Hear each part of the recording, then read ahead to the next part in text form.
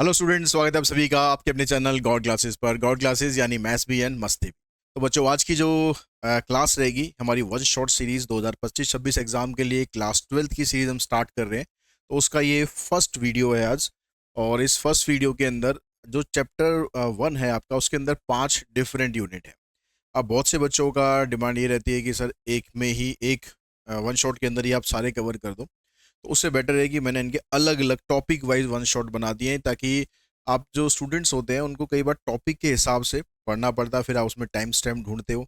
तो बेटर है कि मैं इसके 5 अलग अलग वन शॉट बना दूंगा। ठीक है, ज़्यादा ड्यूरेशन के नहीं रहेंगे, आप उसको कंबाइन करके एक प्लेलिस्ट हम बनाएंगे। तो उस प्लेलिस्ट के थ्रू आप सारे के सारे वीडियोस उसमें इजीली देख सकते हो। तो आज की जो वीडियो रहेगी वो रहेगी कांग्रेस मॉडुलो, जो सबसे पहला टॉपिक है हमारा, ये वीडियो रहेगी। और साथ साथ बता दूं कि इसकी क्लास 12 की प्रिपरेशन के लिए हमारा जो क्रैश कोर्स का बैच है वो भी स्टार्ट हो चुका है। उसके अंदर पहले 3 चैप्टर कंप्लीट हो चुके हैं। आप लोग अभी भी ज्वाइन करना चाहते हैं तो ज्वाइन कर सकते हैं, क्योंकि जो वीडियो जो क्लासेस पहले हो चुकी हैं उनकी रिकॉर्डिंग आपको उसमें मिल जाएगी। और आगे की जो क्लासेज है वो एक लाइव क्लासेज आप अटेंड कर पाएंगे, ताकि आप एक सिस्टमेटिक तरीके से अपनी प्रिपरेशन कर सकें। फ्री में आपको यहाँ वन शॉट सीरीज में कंटेंट मिलेगा। तो जैसे भी आपकी इच्छा हो, अगर आप फ्री में करना चाहते हैं तो वन शॉट सीरीज से अपनी प्रिपरेशन करो। और अगर आप एक सिस्टमेटिक तरीके से थोड़ा करना चाहते हैं, आपको कई बार ऐसा लगता है कि भाई हमें कुछ करने के लिए मोटिवेशन भी चाहिए, ठीक है, एक प्रॉपर गाइडेंस चाहिए, तो उसके लिए आप क्रैश कोर्स भी ज्वाइन कर सकते हैं। तो दोनों का इसका जो लिंक है क्रैश कोर्स का, वो आपको डिस्क्रिप्शन बॉक्स में मिल जाएगा। और एक बड़ी इंपॉर्टेंट चीज़ ये है कि आप जब क्लास 12th की प्रिपरेशन करते हो तो आपके पास एक रेफरेंस बुक होनी चाहिए अच्छी, जिससे आप अच्छे से प्रिपरेशन कर सको। तो उसके लिए हमारा जो क्वेश्चन बैंक है वो आप परचेज कर सकते हो, या फिर सैम्पल पेपर जो है हमारा, जो कि दोनों बुक जो है अप्लाइड मैथ्स को ध्यान में रखते हुए ही डिज़ाइन की गई हैं लेटेस्ट सिलेबस के अकॉर्डिंग। आपको बहुत सी बुक्स मिल जाएंगी और भी, लेकिन उनके अंदर कोर मैथ्स का कंटेंट भी मिक्स होता है, तो आप उसमें कंफ्यूज होते हैं। तो हमारी जो बुक्स है purely and purely applied mathematics के ऊपर डिपेंड है। और उसका लिंक भी आपको डिस्क्रिप्शन बॉक्स में मिल जाएगा। आप वो अमेजन से भी परचेज कर सकते हो, वो हमारी ऐप के थ्रू भी परचेज कर सकते हो। तो स्टार्ट करते हैं अपना टॉपिक। सबसे पहला टॉपिक हमारा कांग्रेस मॉडुलो। तो कांग्रेस मॉडुलो बेसिकली होता क्या है, थोड़ा सा अगर मैं इसको आपको पीछे लेके जाऊं, क्लास 10th में लेकर जाऊं, तो और क्लास 10th क्या उससे पीछे भी हम थोड़ा सा जाएंगे, 7th 8th क्लास में भी जाएंगे, क्योंकि ये कोई नया टॉपिक नहीं है। बस थोड़ा सा हमने क्या कर दिया है, उसको जो लिखने का तरीका है ना, बस वो चेंज कर दिया है, बस और कुछ नहीं है। आपने क्लास 10th में एक यूक्लिड डिवीजन लेमा पढ़ा होगा, अगर आपके टाइम पे डिलीट नहीं हुआ होगा, शायद डिलीट हो भी गया हो, न हो भी गया हो तो कोई बात नहीं। तो आपने छोटी क्लासेस के अंदर, और हम मैं पीछे की क्लासेस में जाऊं, तो आपने छोटी क्लासेस के अंदर पढ़ा होगा, जब भी हम किसी नंबर को डिवाइड करते हैं, जैसे मान लो 8 को आप डिवाइड करना चाह रहे हैं, किससे, 3 से आप डिवाइड करना चाह रहे हैं। तो 8 को हमने डिवाइड किया 3 से, तो आपके पास 3 2 6, 3 2 6 यहाँ पर आ गया, रिमाइंडर आपका 2 आ गया। मैं यहाँ पर दोनों सेम सेम आ रहे हैं, मैं नंबर थोड़ा सा डिफरेंट ले रहा हूँ ताकि आप कंफ्यूज ना हो। 7 ले लेते हैं 8 की जगह। 7 को डिवाइड करते हैं हम 3 से, 3 2 6, रिमाइंडर हमारा 1 आ गया। तो जब छोटी क्लासेस में आपने इस चीज़ को एक लिखने का तरीका समझा होगा कि हम इसको कैसे लिखते हैं, कि 7 = जो इसका डिवाइजर है वो लिखा, इनटू क्वोशंट लिखा, और उसके बाद हम लिखते थे रिमाइंडर। ठीक है, dividend equals to divisor into quotient plus remainder. ये तरीका हमारा लिखने का होता था। अब यही तरीका आपने 10th क्लास में जो यूक्लिड डिवीजन लेमा था, उसमें भी आपको यही चीज़ बताई जाती थी। ऐसे लिखो, A = BQ प्लस में R। ठीक है, ए का मतलब डिविडेंड हो गया, बी का मतलब डिवाइजर हो गया, क्यू का मतलब क्वोशंट हो गया, और आर हमारा रिमाइंडर हो गया। ठीक है, और साथ में एक चीज और ध्यान हमें रखनी पड़ती थी, कि जो रिमाइंडर होगा वो हमेशा बी से छोटा होना चाहिए। रिमाइंडर हमारा 0 हो सकता है, या फिर बी से छोटा होना चाहिए। बी मतलब डिवाइजर, डिवाइजर से हमारा रिमाइंडर हमेशा छोटा होना चाहिए। ठीक है, और यहाँ पर थोड़ा सा और हम एडवांस चलेंगे, कि जो रिमाइंडर है हमारा मॉड ऑफ बी से छोटा होना चाहिए। कई बार, क्योंकि अब जो हमारा जो डिवाइजर होगा यहाँ पर, क्लास 12th में जब आप पढ़ रहे हो, हमारा डिवाइजर यहाँ पर नेगेटिव भी होगा। नेगेटिव वाले नंबर से आपने पहले डिवाइड नहीं करा होगा, लेकिन अब हमें डिवाइड करना पड़ सकता है। तो इसलिए हम उसकी जो भी रिमाइंडर यहाँ पर डिवाइजर होगा, उसकी मोड वैल्यू को देखेंगे, हमारा रिमाइंडर उसकी मोड वैल्यू से छोटा होना चाहिए। ठीक है, और इसी चीज को अब हम लिखने का तरीका बस थोड़ा सा चेंज कर रहे हैं। बातें वही हैं सारी घुमा फिरा के, और ये आपको कहीं 3-4 जगह आपको ये मिलेगा। बातें सब वही हैं घुमा फिरा के, बस थोड़ा सा लिखने लिखने का बस तरीका चेंज करते जा रहे हैं। अब यहाँ पर जो हम यूक्लिड डिवीजन लेमा में पढ़ रहे हैं, मॉडुलो ऑपरेटर या मॉडुलो अर्थमेटिक, इसको हम बोलते हैं अर्थमेटिक ऑफ रिमाइंडर भी बोलते हैं। अर्थमेटिक ऑफ रिमाइंडर मतलब हो गया कि यहां पर हमें रिमाइंडर को प्रेफरेंस देनी है, कोशेंट से हमारा इसमें लेना देना नहीं है। तो इसी चीज को जो हमने ये लिखा था इस फॉर्मेट में, एक्सपेंडेड फॉर्म में, इसको अगर हम ऐसे लिखें कि 7 को हम डिवाइड कर रहे हैं 7, और जिससे हम डिवाइड कर रहे हैं उसके आगे आपको लिखना है मॉड। किससे डिवाइड कर रहे थे? 3 से। हमारा आंसर क्या आया था? आंसर यहाँ पर सिर्फ आपको रिमाइंडर लिखना है, क्वोशिएंट को नहीं लिखना है, सिर्फ रिमाइंडर लिखना है। 7 mod 3 equals to 1, that is called modulo arithmetic. तो आपने ध्यान से अगर थोड़ा बहुत पहले पढ़ा हुआ होगा, ये छोटी छोटी चीजें तो आपने शायद पढ़ी होंगी, तो आप पाएंगे कि भैया मॉडुलो अर्थमेटिक कोई नई बला नहीं है, कोई नई चीज नहीं है। ठीक है, चीज वही है पुरानी, बस लिखने का तरीका बदल गया है कि 7 को आप 3 से डिवाइड कर रहे हैं तो रिमाइंडर आपका 1 आ रहा है। क्वोशिएंट में यहाँ पर हमारा कोई लेना देना नहीं। ठीक है, तो ये तरीका रहता है जब भी आप किसी नंबर को मॉडुलो अर्थमेटिक में लिखो। उसके बाद आता है फिर हमारे पास कांग्रेंस मॉडुलो। कांग्रेंस मॉडुलो में क्या होता है? कांग्रेंस मॉडुलो में इसी चीज को जब हम लिखेंगे तो कैसे लिखेंगे? 7 इज कॉन्ग्रुएंट टू 1 mod 3।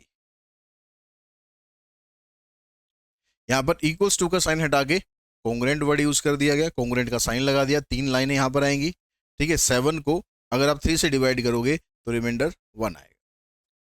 तो चीज दोनों एक जैसी है, बस लिखने लिखने का फर्क है।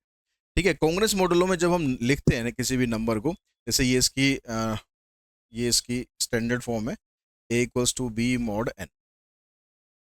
तो कई बार क्या होता है कि आपको कुछ गलत स्टेटमेंट भी यहाँ पर लिखी मिल सकती है, या आपने कुछ गलती से लिख दिया, ऐसा भी हो सकता है। तो आपको पता कैसे चलेगा ये जो स्टेटमेंट लिखी गई है ये गलत है? जैसे मान लो मैं लिख दूं यहाँ पर कि 7 कॉन्ग्रुएंट टू 2 mod 3, तो ये चीज और ये चीज देखने में तो एक जैसी लग रही है कि 7 इज कॉन्ग्रुएंट टू 1 mod 3, यहाँ लिख रहा है 7 इज कॉन्ग्रुएंट टू 2 mod 3। तो क्या ये वाली स्टेटमेंट भी सही है? तो उसके लिए जो इसकी प्रॉपर डेफिनेशन है कांग्रेंस मॉडुलो की, उसको हम फॉलो करेंगे। Let A and B be 2 integer, ये ए और बी हमारे 2 इंटीजर हो गए, and N be N integer greater than 1। पहली कंडीशन क्या है यहाँ पर कि एन जो है वो 1 से बड़ा होना चाहिए, एक कंडीशन तो ये हुई। दूसरी, then A is said to be congruent to B modulo n if n divides the difference of A and B। जो n होगा हमारा वो A और B के डिफरेंस को डिवाइड करेगा कंप्लीटली, यानी A माइनस बी अगर मैं करूं तो ये n से डिविजिबल होना चाहिए, डिविजिबल बाय n। जैसे यहां पर अगर मैं चेक करूं कि 7 माइनस 1 इक्वल्स टू 6 आएगा, और 6 3 से डिविजिबल है,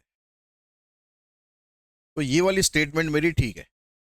यहां पर मैं अगर चेक करूं तो 7 माइनस 2 आएगा 5, 5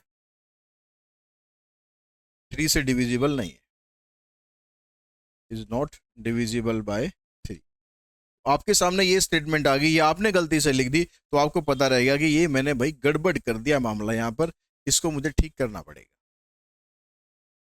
तो कांग्रेस मॉडुलो में ये जो कंडीशंस होती है, ये एमसीक्यू क्वेश्चन भी आपका बन सकता है कि यहाँ पर जो एन की वैल्यू है वो क्या होनी चाहिए।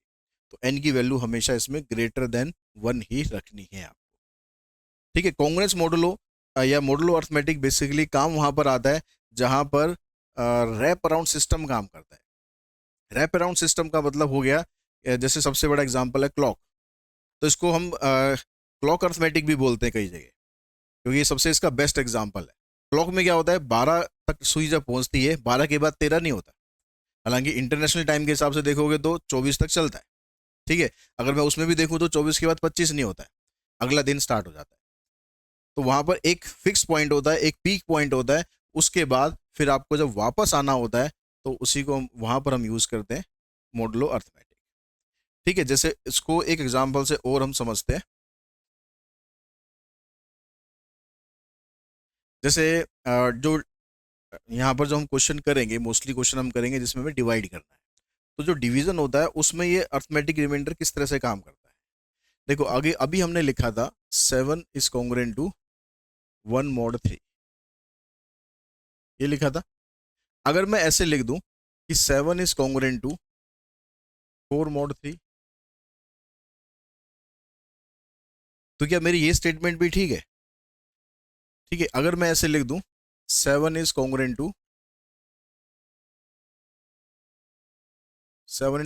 7 mod 3, अगर मैं ऐसे लिख दूं तो क्या ये भी ठीक है? अगर मैं लिख दूं 7 इज कॉन्ग्रुएंट टू 10 mod 3, तो क्या मेरी ये स्टेटमेंट भी ठीक है? मतलब कहने का ये है कि यहां पर जो मैंने लिखा 1, 4, 7 और 10, जब हम इसको मोड 3 में देखेंगे तो क्या ये आपस में कॉन्ग्रुएंट है? पता कैसे चलेगा? इनके डिफरेंस से। देखो 7 - 1 तो हमने करा था 6, 6 3 से डिविजिबल होगा। यहाँ करेंगे 7 - 4 3, 3 जो है वो 3 से डिविजिबल होगा। 7 - 7 0 आएगा, 0 3 से डिविजिबल होगा। 7 - 10 करेंगे तो -3 होगा, -3 को भी आप 3 से डिवाइड कर सकते हो। यानी इस स्टेटमेंट को आप ऐसे लिख रहे हो, ऐसे लिख रहे हो, ऐसे लिख रहे हो, ऐसे लिख रहे हो, हर जगह ये स्टेटमेंट ठीक है। ठीक है, जब भी आप कांग्रेस मॉडलों के क्वेश्चन कर रहे हो। हाँ, आपसे अगर रिमाइंडर पूछ लिया गया पर्टिकुलरली कि भाई इसका रिमाइंडर क्या आएगा, तो रिमाइंडर इसका यही आएगा। क्यों आएगा? क्योंकि हमने पढ़ा था कि जो रिमाइंडर होता है वो बी से हमेशा छोटा होना चाहिए। तो यहाँ पर बी 3 है, तो मैं अगर 4 लिखता हूँ रिमाइंडर में तो वो गलत है। ठीक है, मैं अगर 3 के सामने 3 का रिमाइंडर 7 लिखता हूँ तो वो गलत है। 3 का रिमाइंडर अगर मैं 10 लिखता हूँ तो वो गलत है। यानी रिमाइंडर का अगर आप क्वेश्चन कर रहे हो कि आपको रिमाइंडर पता करना है तो यही वाला स्टेटमेंट ठीक होगा। लेकिन अगर मैं कांग्रेस मॉडलों की बात करूं तो ये भी ठीक है, ये भी ठीक है, ये भी ठीक है, ये भी ठीक है। ठीक है, अब इसकी कुछ प्रॉपर्टीज और होती हैं, प्रॉपर्टीज और समझ लेते हैं। अभी सारा बेसिक बेसिक कंसेप्ट हम कर रहे हैं, उसके बाद जो इसके क्वेश्चंस, जिस तरह के क्वेश्चन इसके आ सकते हैं, जो इंपॉर्टेंट क्वेश्चंस हैं, वो हम इसके बात करेंगे। तो यहाँ पर सबसे पहली जो प्रॉपर्टी है इसकी, यहाँ कहता है कि भाई a + b mod n, इसको आप दो पार्ट में अलग अलग ब्रेक करके लिख सकते हो। आपने लिख दिया a mod n plus b mod n, ऐसे अलग अलग इसको ब्रेक करके लिख सकते हैं। अगर a congruent to b mod n है तो इसके साथ भी हम k ऐड कर सकते हैं, और k हमने अगर इसके साथ ऐड किया है तो b के साथ भी k को ऐड करना है। n का आपको कुछ नहीं करना, n भाई साहब जैसे हैं उनको वैसे का वैसे ही रखना है, उनके साथ कोई खिलवाड़ नहीं करना। जो भी आपको चेंजेस करने हैं a और b में ही करने हैं। a congruent to b mod n है, एक स्टेटमेंट ये है। c congruent to d mod n है, तो a + c जो आएगा वो b + d mod n के बराबर आएगा। जैसे हमने यहाँ पर स्टेटमेंट लिखी, ये स्टेटमेंट भी ठीक है, ये स्टेटमेंट भी ठीक है। अगर मैं इन दोनों स्टेटमेंट को कंबाइन कर दूं, इन दोनों को मैं कंबाइन कर दूं, तो 7 + 7 कॉन्ग्रुएंट टू 1 + 4 mod 3, क्या ये स्टेटमेंट करेक्ट है? चेक कर लेते हैं। 7 और 7 14 हो गया, ये 5 हो गया। अब देखो 14 में से अगर आप 5 को माइनस कर रहे हो तो ये 9 आएगा, और 9 इससे डिविजिबल है। इसका मतलब ये स्टेटमेंट हमारी करेक्ट आ रही है इस प्रॉपर्टी के अकॉर्डिंग। ठीक है, तो इन दोनों स्टेटमेंट को हम ऐड कर सकते हैं। सेम यही तीनों प्रॉपर्टी आपको मल्टीप्लीकेशन में मिलेंगी, बस फर्क क्या आ जाएगा, वहां पर साइन प्लस का था, यहाँ पर साइन मल्टीप्लाई का आ जाएगा। ठीक है, बाकी सब कुछ वही है। a into B mod n है, a mod n into B mod n कर सकते हो। a congruent to B mod n है, अगर a के साथ आपने कुछ मल्टीप्लाई करा है k, तो b के साथ भी आपको वही मल्टीप्लाई करना पड़ेगा। a congruent to b mod n है, c congruent to d mod n है, तो a कॉन्ग्रुएंट टू c और इधर से b congruent to d mod n, इन दोनों को आप इकट्ठे कर सकते हैं। तीसरी प्रॉपर्टी आती है इसकी एक्सपोनेंट। इसमें अगर a congruent to b mod n है तो आप जितनी पावर a की करोगे उतनी ही पावर आप b की भी कर सकते हो। ठीक है, आपकी स्टेटमेंट तब भी करेक्ट रहेगी। ये सारी प्रॉपर्टीज आप, ये जो मैंने एग्जांपल लिखे हैं 2-3, आप इससे वेरीफाई इजीली कर सकते हो। सारी प्रॉपर्टी आपकी इजीली वेरीफाई हो जाएंगी। हालांकि एग्जाम में ऐसा क्वेश्चन नहीं आता कि आपको वेरीफाई करना, फिर भी आपकी मन की संतुष्टि के लिए आप करना चाहो वेरीफाई तो इनको आप कर सकते हैं। उसके बाद आता है हमारे पास इक्विवेलेंस क्लास। अब ये इक्विवेलेंस क्लास कह लो या इसको कॉन्ग्रुएंस क्लास कह लो।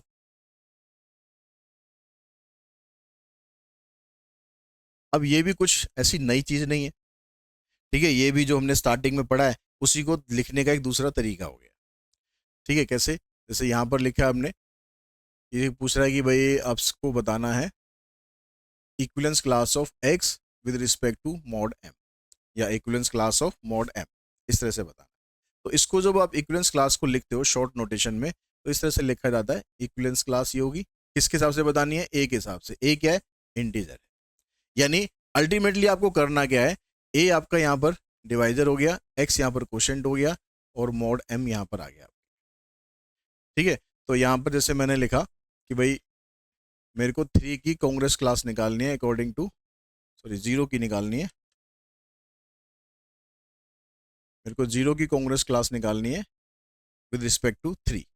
तो मोड 3 निकालना है मुझे, ठीक है, और इक्विवेलेंस क्लास किसकी निकालनी है, 0 की निकालनी है।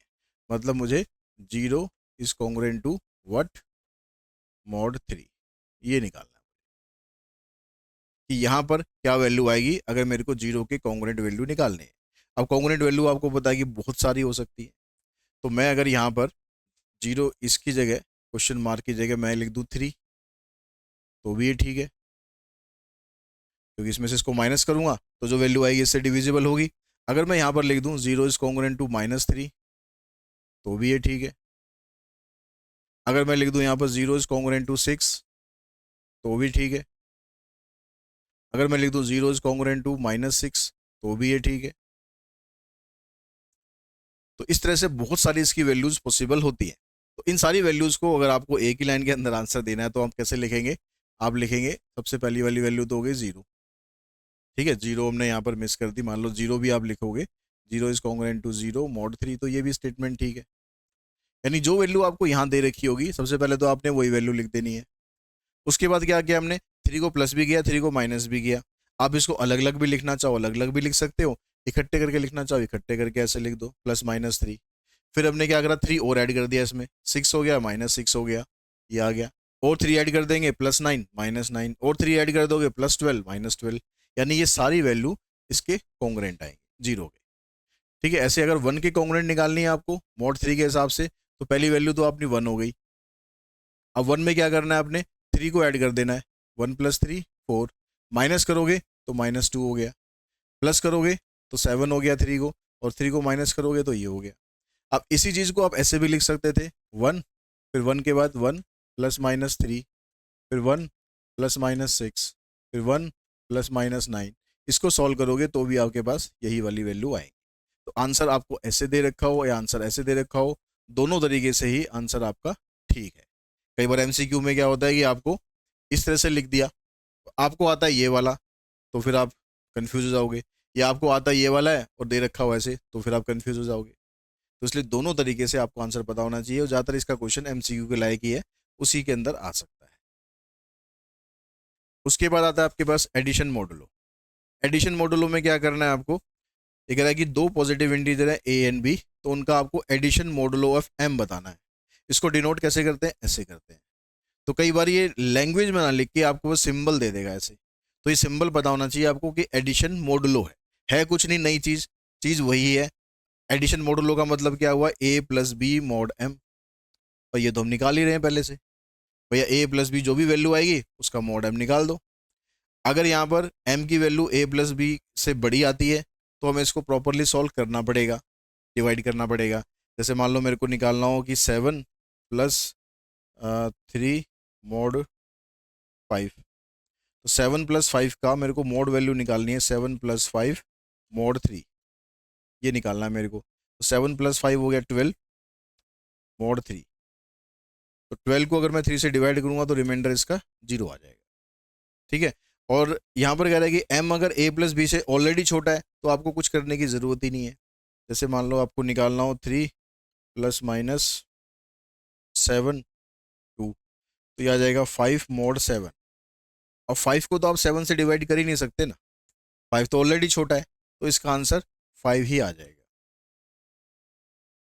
तो आप इसको अलग अलग प्रॉपर्टी की तरह याद करना चाहो कर सकते हो, नहीं भी याद करोगे तो कुछ फर्क नहीं पड़ना, क्योंकि जब आप प्लस कर दोगे, अगर वैल्यू बड़ी आ रही होगी तो आपको पता है भाई डिवाइड करना ही करना है, अगर छोटी आ रही होगी तो आपको पता है डिवाइड हो ही नहीं सकता, तो आंसर अपने आप वही आ जाता है।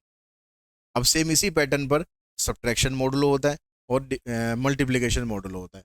सब्ट्रैक्शन मॉडुलो में आपको सब्ट्रैक्ट कर देना है, और एडिशन मॉडुलो में आपको, सॉरी, मल्टीप्लिकेशन मॉडुलो में आपको मल्टीप्लाई कर देना है।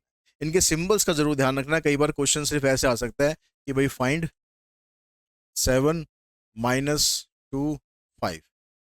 अब आपको पता होना चाहिए कि भैया इसका मतलब है कि 7 और 5 का आपको एडिशन मॉडुलो निकालना है, इस तरह से इसको लिखना, क्योंकि एक बार क्वेश्चन ऐसा आ गया था यहाँ पर ये जो मल्टीप्लाई ना, मल्टीप्लाई की जगह भी उसने कैसे कर दिया, डॉट लगा दिया, इस तरह से लिख दिया। तो ये भी डॉट का मतलब मल्टीप्लाई हो गया। तो मल्टीप्लाई के बेस में यहाँ पर m लगा दिया, मतलब आपको मल्टीप्लिकेशन मॉडुलो निकालना है। ठीक है, प्लस माइनस होगा तो माइनस का मॉडुलो निकाल दो, सब्ट्रैक्शन वाला। और अगर प्लस का होगा तो प्लस करके उसका मॉड निकाल दो। तो ये आपका सारा जो कांग्रेस मॉडुलो है उसका बेसिक बेसिक कंसेप्ट है। ठीक है, अब कुछ क्वेश्चन यहाँ पर हम कर लेते हैं ताकि आपको ये जो कंसेप्ट हमने पढ़ा है ये अच्छा से पक्का हो जाए। और क्वेश्चन अगर पॉसिबल है, आप लोगों ने अगर पहले पढ़ भी रखा है, रिवीजन कर रहे हो, तो बेटर है कि आप मेरे साथ साथ क्वेश्चन भी अटेम्प्ट कर लो, आपकी प्रैक्टिस भी हो जाएगी, साथ में पता भी चल जाएगा कि कर कहीं गलती हो रही है तो कहाँ पर आपकी मिस्टेक हो रही है। ठीक है, तो हमने जैसे इसको सॉल्व करना है, इवेल्युएट -31 mod 7। अब यहाँ पर -31 को आपको डिवाइड करना है 7 से। अगर मैं यहाँ पर लिखूँ भाई 7 4 जा 28, तो ये रॉन्ग स्टेटमेंट है। क्यों रॉन्ग है भाई, जब हम 31 को डिवाइड करते हैं 7 से तो हम लिखते हैं भाई 7 4 जा 28 माइनस कर दिया 3 आ गया। क्यों, क्योंकि ये वाले नंबर से ये वाला नंबर छोटा होता है। ठीक है, डिवीजन में ऐसे देखते हैं भाई छोटा नंबर लाना है, लेकिन यहाँ पर तो -31 है, तो माइनस वाला नंबर तो 28 प्लस में नंबर आ रहा है उससे तो बहुत छोटा है, 28 बड़ा है, लेकिन नीचे हमें जो लिखना होता है नंबर वो तो छोटा लिखना होता है। तो क्या हम ऐसे कर सकते हैं भाई 7 इंटू में -4 -28, क्या ऐसा कर सकते हैं हम? अभी भी ये गलत है। क्यों गलत है, क्योंकि -28 इज ग्रेटर देन -31, हमें तो छोटा लाना है। तो हम ऐसे नहीं कर सकते, हमें क्या करना पड़ेगा, -31 इसको और आगे लेके जाना पड़ेगा, 7 5 जा 35, यानी -35। अब हम देखेंगे भाई इस वाले नंबर से ये वाला नंबर छोटा है, तो ये ठीक है। अब इसको माइनस करना है, क्योंकि ये हमने बचपन से हमने ये ऐसे सीखा है कि हम डिवीजन को ऐसे लिखते हैं। इसको लिखने का मतलब क्या होता है, हम ये कहते हैं भाई 31 में से 28 माइनस करना है। अब माइनस करना मतलब ये माइनस में है, यही मतलब हुआ ना। लेकिन हमें बचपन से ऐसे सिखाया गया, तो माइंड में बैठ गया कि भाई 31 में से 28 हमें माइनस करना होता है। उस माइनस साइन को लगाने की हमें जरूरत नहीं है, क्योंकि वो दिमाग में अच्छे से हमारे फीड हो गया है। लेकिन जब आप माइनस वाले नंबर्स में डील करोगे तो ये जो माइंड की जो फीडिंग है ना, इसको थोड़ा सा सही रखना, क्योंकि यहाँ पर आप इसमें से इसको माइनस करने वाले हो और ये तो ऑलरेडी माइनस है, तो इसका मतलब ये बनेगा -31 + 35। लिखने की जरूरत नहीं है, लिखने को आप ऐसे लिखा रहने देना बेशक, लेकिन ये ऑटोमेटिकली, जैसे यहाँ पर आपको पता है कि भैया माइनस की साइन लगाने की जरूरत नहीं है, 31 में से 28 माइनस ही होगा, तो यहाँ पर भी आपको ध्यान रखना है कि -31 में से आप इसको माइनस कर रहे हो तो ये एक्चुअली में प्लस हो जाएगा। तो ये प्लस अगर हो गया तो रिमाइंडर आपका बचेगा 4। तो हमारा जो आंसर आएगा इसका -31 mod 7, -31 mod 7 की जो वैल्यू है ये आएगी 4। रिमाइंडर आपका हमेशा पॉजिटिव ही रहना चाहिए। ठीक है, रिमाइंडर स्टार्टिंग में बताया था 0 या 0 से बड़ा हो सकता है, लेकिन b से हमेशा छोटा होना चाहिए। Find the set of values of x satisfying this. ये कह रहा है कि सेट ऑफ वैल्यूज आपको बतानी है x की, मतलब x की कोई एक वैल्यू नहीं है, x की बहुत सारी वैल्यूज है। कॉन्ग्रुएंसी में हमने पढ़ा भी कि भाई बहुत सारी जो टर्म्स होती हैं, इक्वेशंस होती हैं इसमें कॉन्ग्रुएंस में, वो इक्वल हो सकती है।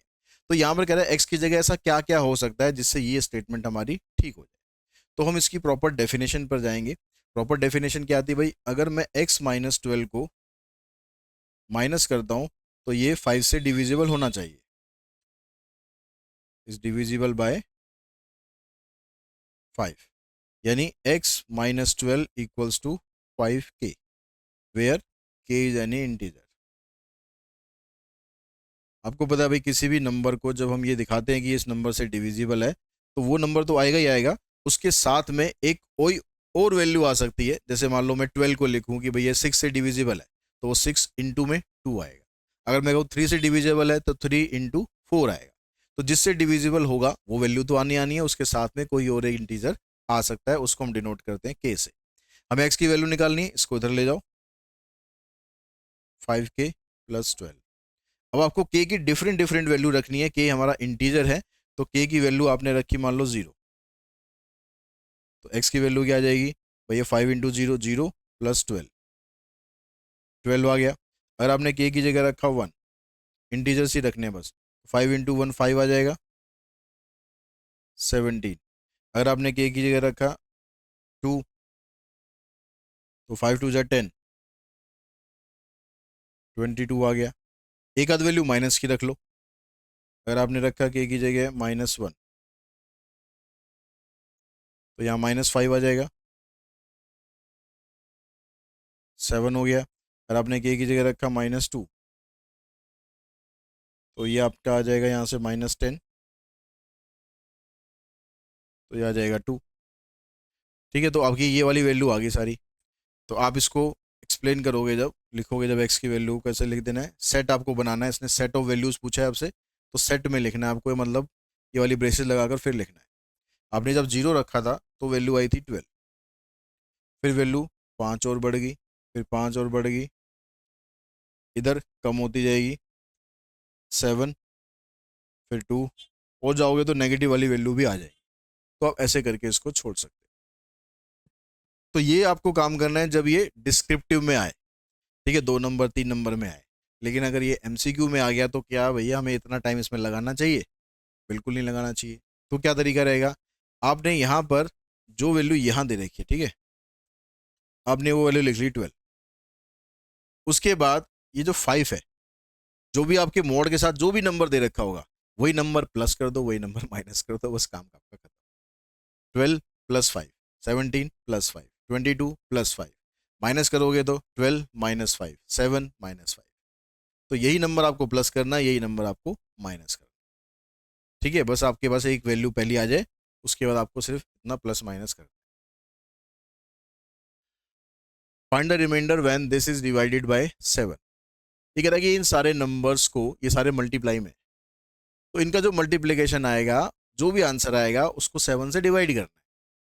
तो क्या हम इसको विदाउट प्रॉपर्टी करना चाहें तो क्या ये हो पाएगा हमसे? हो तो जाएगा शायद, लेकिन टाइम इतना लग जाएगा, उतने में तो कई सारे क्वेश्चन निपट जाएंगे। तो इसमें प्रॉपर्टी लगाए बिना करने मत बैठ जा। प्रॉपर्टी क्या थी? प्रॉपर्टी में हमने पढ़ा था मल्टीप्लिकेशन वाली प्रॉपर्टी में कि अगर आपके पास ये इकट्ठा दिया हुआ है, 2 नंबर की प्रॉपर्टी थी उसमें, 2 नंबर a इंटू बी दिया हुआ है, तो आप a मॉड b और a मॉड m और b मॉड n ऐसे लिख सकते हो। तो वो 2 या 2 से ज़्यादा जितने भी नंबर है सभी में लगेगी। तो हम इन सबको अलग अलग कर लेते हैं। हमें डिवाइडेड बाय 7 है, मतलब हमें इन सबका रिमाइंडर निकालना है। ठीक है, तो 127 mod 7 into 137 mod 7, 23 mod 7, 50 mod 7, 235 mod 7, 15 mod 7। इन सबको डिवाइड करके देखो 7 से। अब हम डिवाइड कर सकते हैं इनको अलग अलग।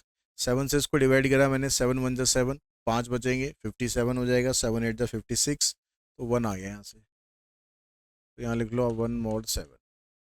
7 से इसको करते हैं, 13 में से 7 गए 6, 67 आ गया, 7 × 9 = 63, 4 बच गए, तो आ जाएगा 4 मॉड 7। यहाँ आ जाएगा 2 मॉड 7, 1 मॉड 7। यहाँ करेंगे 7 × 21, 2 बचेंगे, 25 आ गया, 7 × 21 और 4 × 25, यहाँ पर आ जाएगा 1। अब नंबर आपके छोटे हो गए, अब इनको सबको इकट्ठा कर दो वापस। यहाँ से आया था रिमाइंडर 1, यहाँ से 4, यहाँ से 2, फिर 1, फिर 4, फिर 1। अब इनका मॉड 7 निकाल दो मल्टीप्लाई करने के बाद। 4 × 2 = 8, 8 × 4 = 32 मॉड 7। 7 से अगर आप डिवाइड करोगे तो 7 × 4 = 28 होता है, 4 बचेगा, तो आपका जो आंसर है ये आ जाएगा 4। यानी इस पूरे मल्टीप्लिकेशन को अगर आप 7 से डिवाइड करते हो तो आंसर आएगा आपका 4। अगला क्वेश्चन देखते हैं। अगला क्वेश्चन इंपॉर्टेंट क्वेश्चन है। इसमें कहता है कि भाई अभी का जो टाइम है वो है 9 PM। तो अब से 1250 आवर्स के बाद कितना टाइम होगा? यानी आपको इसकी इक्विवेलेंट आवर्स में वैल्यू निकालनी है कि 1250 hours equivalent to how many hours in a day. ठीक है, दिन की निकालनी है। क्योंकि जैसे मान लो फॉर एग्जांपल, अगर यहाँ पर इतना ना देकर ये लिखा लिखा होता है इसने कि भाई 25 आवर्स, तो हम क्या करते कि भाई 24 आवर्स का तो हमें पता है कि एक दिन होता है। तो अब से ठीक 24 आवर्स के बाद तो 9 बजे का ही टाइम होगा, दिन अगला हो जाएगा। लेकिन उसने दिन विन के बारे में पूछा नहीं, हमसे टाइम पूछा है, तो अगला दिन हो जाएगा। उसके बाद बचेगा 1 घंटा। यानी 1 घंटा इसमें ऐड करेंगे तो टाइम हो जाएगा 10 PM का। तो आपको इसी तरह से इसकी इक्विवेलेंट आवर्स की वैल्यू निकालनी है। तो उसके लिए क्या, दिन के अंदर 24 घंटे होते हैं, तो इसका आप मोड 24 निकालोगे, 1250 मोड 24 निकालोगे कि भाई इसकी मोड 24 आवर्स के हिसाब से वैल्यू कितनी होती है। तो 1250 को अगर हम डिवाइड करते हैं 24 से, तो 24 पंजे 120, 5 आ गया, 24 दूनी 48, 2 आ गया। तो यहाँ पर आपको 2 आवर्स ऐड करने हैं इसमें टाइम में। ठीक है, 9 PM का टाइम है, तो 9 PM के अंदर आप 2 आवर्स ऐड कर दोगे, तो 9 + 2 मतलब 11 PM का हमारा टाइम हो जाएगा। ठीक है, अगर ये PM के बाद मान लो ये 12 से आगे जाता, 13 हो जाता, 13 का मतलब होता है कि फिर हमारा अगला दिन स्टार्ट हो जाएगा, तो 1 AM का टाइम हो जाएगा। तो ये ध्यान रखना कि AM PM में आपको आंसर देना है। तो आपका आंसर किस तरह से निकल रहा है, ये नहीं कि 13 PM लिख दो आप। ठीक है, 13 PM का कोई मतलब नहीं बनेगा यहाँ पर। 5 की पावर 6 mod 4, ये पावर वाले क्वेश्चन बड़े इंटरेस्टिंग क्वेश्चन होते हैं। इनको स्टार्ट कैसे करना है बस वो आपको समझ जाना चाहिए, उसके बाद तो इनमें कुछ नहीं है।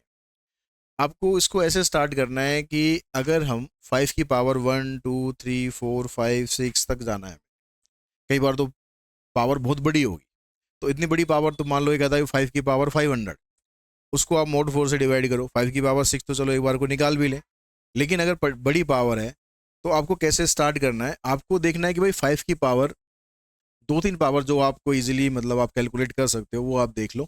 5 की पावर 1, 5 की पावर 2, 5 की पावर 3, ये देख लो कि भाई ये कितना आ रहा है। कुछ क्वेश्चन आप करोगे आपको आइडिया वैसे ही हो जाएगा।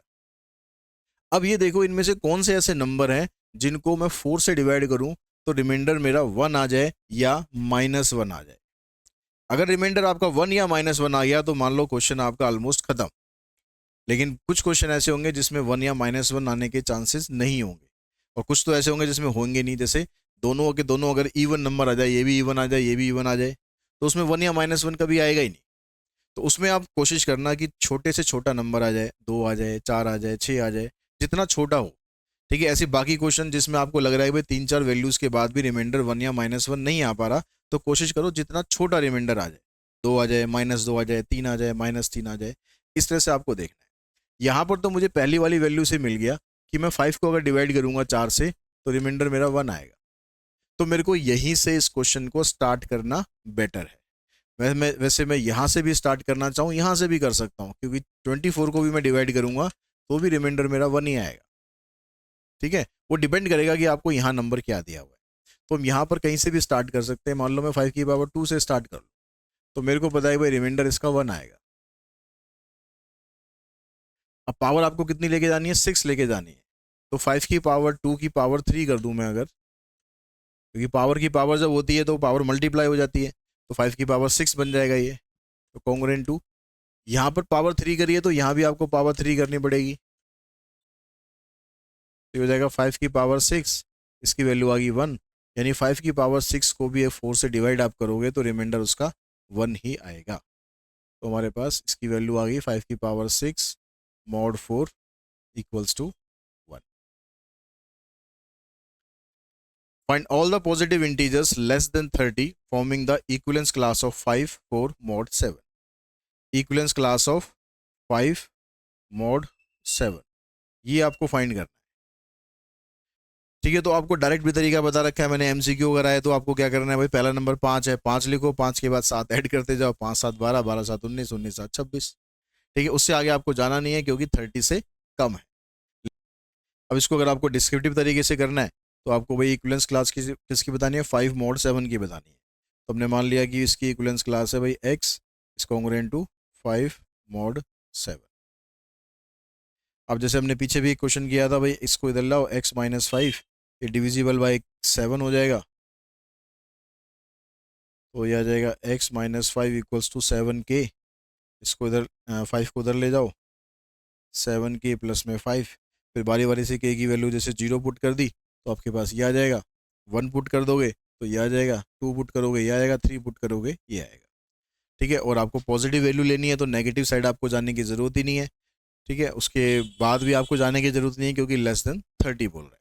तो इसमें स्पेसिफिक आंसर आएंगे, बस ये आंसर आपको लिखना है। Find addition modulo 8 if A and B are this and this. अब एडिशन मोडुलो है तो एडिशन मोडुलो में आपको क्या करना है भाई, 3 और 11 को ऐड करके इसका मॉड 8 निकालना है आपको। 11 और 3 14 हो गया। 14 को अगर आप डिवाइड करते हो 8 से तो 14 में से 8 गए 6, 6 इसका रिमाइंडर आ जाएगा। यहाँ पर आपको करना है ए की वैल्यू 17 है, बी की 13 है, तो इसका सब्ट्रैक्शन मोडुलो है 17 माइनस 13, 17 माइनस 13 मॉड 3। तो 17 माइनस 13 14 आ गया। 14 को अगर आप डिवाइड करते हो 3 से तो ये आ जाएगा 17 माइनस 13 है ना, 17 माइनस 13 14 थोड़ी ना आएगा भाई, 4 आएगा। तो ये आ जाएगा 4 मॉड 3, 4 मॉड 3 यानी 1 आ गया। अप्लाई मल्टीप्लिकेशन मोड लो, 5 और 3 मॉड 25, तो 5 3 मॉड 25। तो आपको पता है भाई 5 और 3 को मल्टीप्लाई करेंगे 15 आएगा, 15 25 से छोटा ही होता है, तो इसका आंसर तो 15 ही आ जाएगा।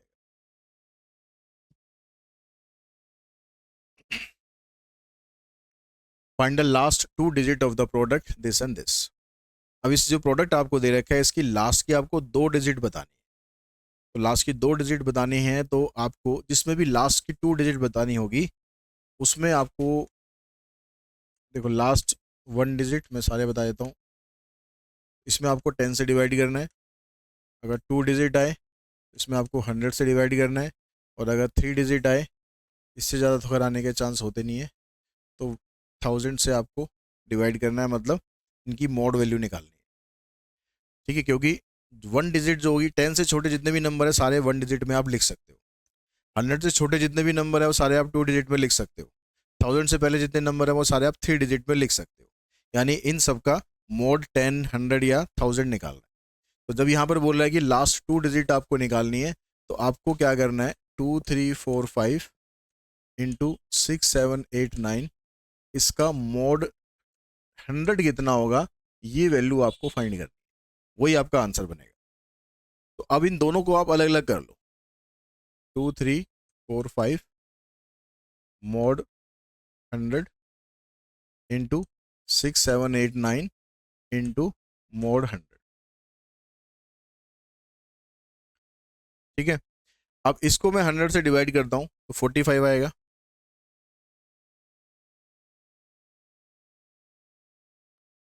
और इसको मैं अगर डिवाइड करता हूँ 100 से तो इसमें 2 पॉसिबिलिटी होगी। या तो मैं लिख दूं भाई 89, इसका रिमाइंडर 89 आएगा। उससे क्या होगा, मेरे को फिर आगे इनको सॉल्व करने के लिए इसको और इसको मल्टीप्लाई करना पड़ेगा। तो यहाँ पर मैं अपना टाइम कैसे सेव कर सकता हूँ, तो यहाँ पर टाइम सेव करने के लिए आपको नेगेटिव नंबर्स का यूज़ करना है। कैसे, अगर मैं 6 7 8 9 को डिवाइड करता हूँ 100 से तो 11 6 600 हो गया। तो एक तरीका तो होगा कि मैं 7 यहाँ पर ले लूँ, 89 रिमाइंडर बचेगा वो लिख दिया। तो मैं दूसरा तरीका यूज़ कर रहा हूँ, मैं 7 ना लेके मैं यहाँ पर 8 ले रहा हूँ। अब इसमें से इसको माइनस करेंगे तो ये नंबर बड़ा हो गया, ये नंबर बड़ा हो गया तो आंसर आएगा आपका 11 माइनस में। ऐसे ही होगा। ठीक है, आप कहोगे सर रिमाइंडर तो पॉजिटिव होना चाहिए, तो ये मेरा फाइनल आंसर तो नहीं है ना, अभी अभी तो मैं वर्किंग कर रहा हूँ। वर्किंग करते समय आप माइनस वाले नंबर्स को यूज़ करो। उससे फ़ायदा क्या होगा कि मैं यहाँ पर 89 की जगह अगर मैं -11 लिख कर चलता हूँ, अब मेरे को इन दोनों को मल्टीप्लाई करना है तो मैं वर्बली मल्टीप्लाई कर सकता हूँ। पहले वर्बली मल्टीप्लिकेशन करना मुश्किल था, मतलब थोड़ा टाइम ज़्यादा लगता। यहाँ पर अब इजीली मल्टीप्लाई हो जाएगा, यहाँ 5 यहाँ 9 यहाँ 4 माइनस में। अब इसका -495 का आपको मोड 100 निकालना है।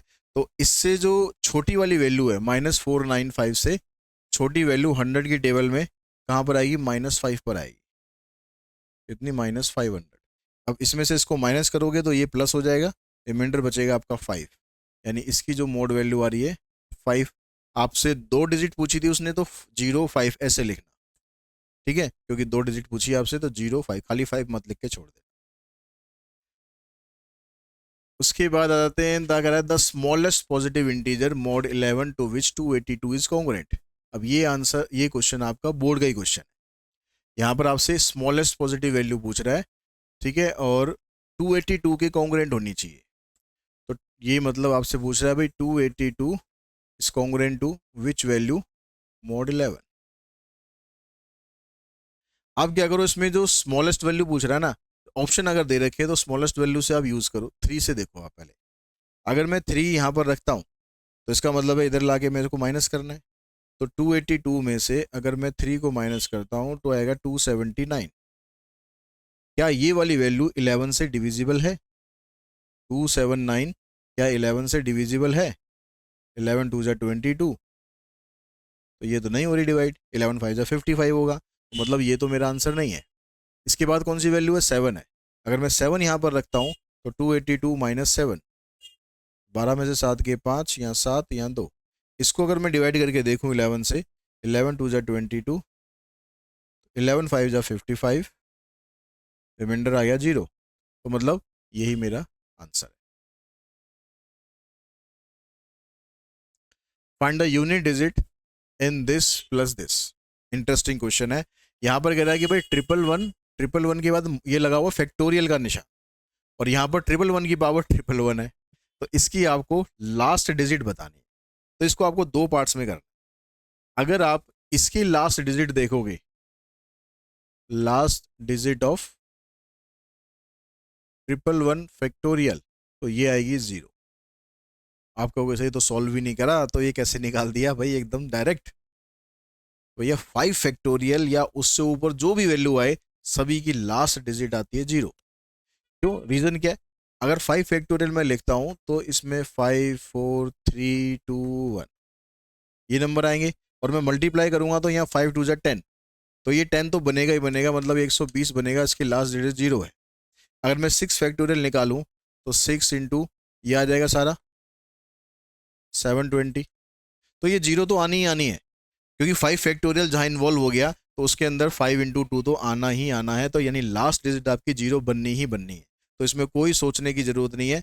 अगर 5 फैक्टोरियल या उससे ऊपर की वैल्यू आ गई तो लास्ट डिजिट लिखो इसकी 0। इसकी लास्ट डिजिट निकालनी है तो इसका मोड 10 निकालना है। ठीक है, हमें क्या फाइंड करना है? बट ट्रिपल वन की पावर ट्रिपल वन, इसका हमें मोड 10 निकालना है कि इसका मोड 10 क्या आएगा, वही हमारी लास्ट डिजिट बन जाएगी, क्योंकि हमें सिंगल डिजिट चाहिए। अब यहां पर आप कहाँ से स्टार्ट करोगे? इसमें भी आप ट्रिपल वन से स्टार्ट करो सीधा।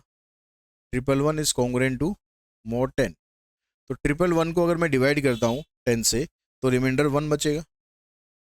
1 या -1 आ गया तो काम आपका फिनिश। इसकी पावर कितनी करनी है? ट्रिपल वन, तो सीधा ट्रिपल वन कर दो पावर, इसकी भी पावर ट्रिपल वन कर दो, तो यहाँ पर रिमाइंडर है आपका 1। यानी इसकी भी जो लास्ट डिजिट है, last digit of triple one की पावर ट्रिपल वन इज 1। अब इसकी लास्ट डिजिट आई 0, इसकी लास्ट डिजिट आई 1, 0 और 1 को ऐड कर दो, फाइनल आंसर भी आ जाएगा हमारा 1। ठीक है, 0 प्लस 1, आंसर आ गया हमारा 1।